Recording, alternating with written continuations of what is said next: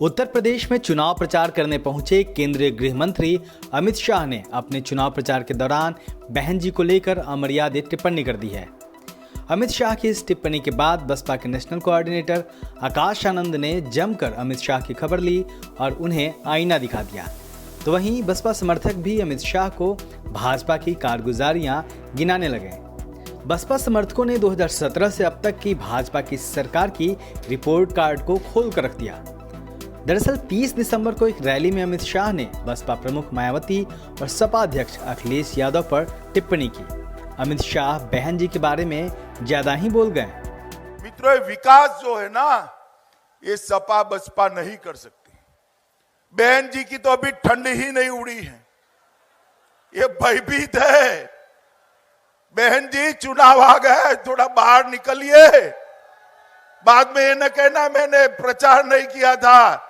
अरे बुआ, बबुआ और कांग्रेस तीनों इकट्ठा हो जाए, ये बुआ, बबुआ और बहन, मैं किसको कह रहा हूं मालूम है ना?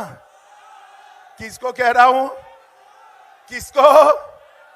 ये बुआ, बबुआ और बहन तीनों इकट्ठा हो जाए, ये मेरे भाजपा के कार्यकर्ताओं के सामने दाल नहीं गलने वाली है मित्रों। अमित शाह ने इस वीडियो को अपने ट्विटर हैंडल पर शेयर किया, जिसके बाद आकाश आनंद न सिर्फ भड़क गए बल्कि अमित शाह और भाजपा को आईना दिखा डाला।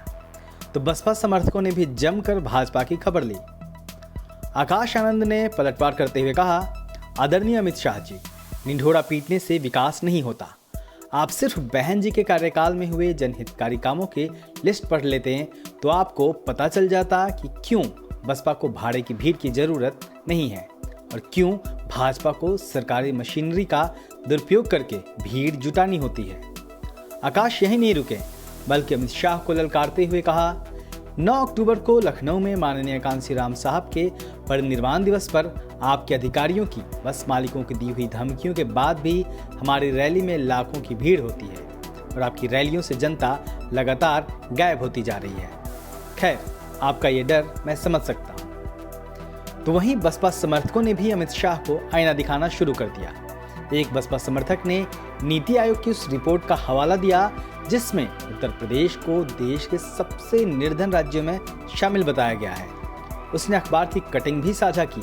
तो वहीं एक अन्य बसपा समर्थक ने उस रिपोर्ट को साझा कर भाजपा को उसकी नाकामी याद दिला दी, जिसमें इतिहास में पहली बार रेलवे को 26,338 करोड़ रुपए के घाटे में दिखाया गया है।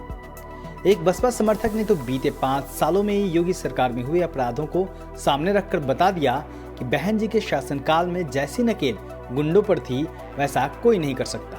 नेशनल क्राइम रिकॉर्ड ब्यूरो की उस रिपोर्ट के मुताबिक भाजपा सरकार में 2017 के बाद अपराध के तकरीबन 3.5 लाख मामले दर्ज हुए हैं, जिसमें योगी के शासनकाल के दौरान अब तक 17,500 अपहरण के मामले हैं।